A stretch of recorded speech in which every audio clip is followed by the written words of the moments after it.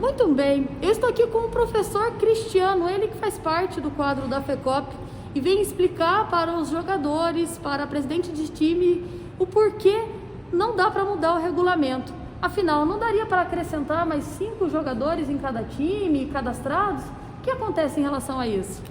Então, a situação é o seguinte, o regulamento é montado antes da competição, é feito um arbitral com todos os dirigentes, é feita uma ata, é assinado por todas as equipes, concordando com a forma de disputa e da competição. Dentro da Oswaldo Bernardes são autorizados 25 atletas inscritos, não é pouco atleta, 25 é bastante atleta.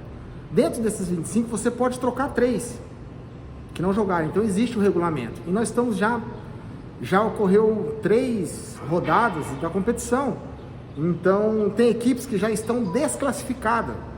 Como é que faz? Essas equipes agora podem colocar 5 atletas? Pô, se fosse antes do início da competição, eles teriam chance talvez de estar classificados disputando a outra fase. Então, na verdade, a não autorização da inclusão de mais atletas está baseado no regulamento. E não tem como você alterar um regulamento no meio de uma competição. A gente pode rever essa situação, de repente, para uma próxima competição, até a próxima Oswaldo Bernardes, as situações a serem estudadas. Mas quando foi feito o regulamento, por exemplo, não existiam tantos casos de positivados e alguns times estão alegando que seus jogadores estão doentes ou estão com medo da pandemia. Dá para mudar as regras praticamente no meio do jogo? Então, na verdade, quando foi feito o regulamento, não estava 100% certo que iria acontecer a competição por causa da pandemia. Inclusive, não sabia se ia ter público dentro do estádio por causa da pandemia. Então, tinha muita coisa que não era certa ainda. Mesmo assim, foi discutido, resolvido e definido. E dentro do esporte é complicado você alterar regulamento, porque você acaba, sem querer, sem intenção, beneficiando um e prejudicando o outro. Porque a partir do momento que você faz o regulamento, a equipe se prepara baseada naquilo, para disputar a competição. Se altera, você pode, sem intenção direta, beneficiar uns e prejudicar outros.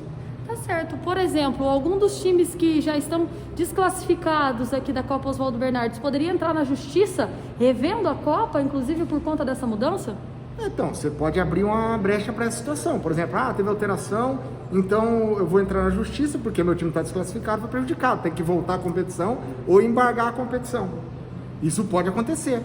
E daí é pior ainda a situação, né? E como no município, a gente sabe, tá subindo os casos, tá todo mundo preocupado com o que está acontecendo, mas do município não tem nada oficial dizendo que não pode haver a competição, que não vai poder mais entrar torcida. Então a gente está seguindo de acordo com aquilo que o município está prevendo para a gente. Tá certo. Então, independente da maioria dos times aceitarem ou não esse aumento de jogadores, a FECOP já está com a norma pronta e não vai poder mexer. Qualquer dúvida, a pessoa pode procurar a FECOP? Não, com certeza, pode procurar a FECOP, a gente está lá à disposição para conversar e esclarecer a dúvida de todos que quiserem. E infelizmente a gente tem que seguir o regulamento, As competições são oficiais e tem que seguir o regulamento. A gente sabe que existe isso mesmo, essa possibilidade de casos, de pessoas com medo, a situação agravando ou não, mas a gente tem que seguir aquele regulamento que foi discutido, feito um arbitral e assinado uma ata por todos os dirigentes de todas as equipes. Tá certo, e a gente gostaria então aqui de agradecer o esclarecimento do professor Cristiano, que se dispôs a falar um pouco mais sobre esta norma. Ele sim atendeu a nossa equipe de reportagem. Daniele Souza para a RCFM.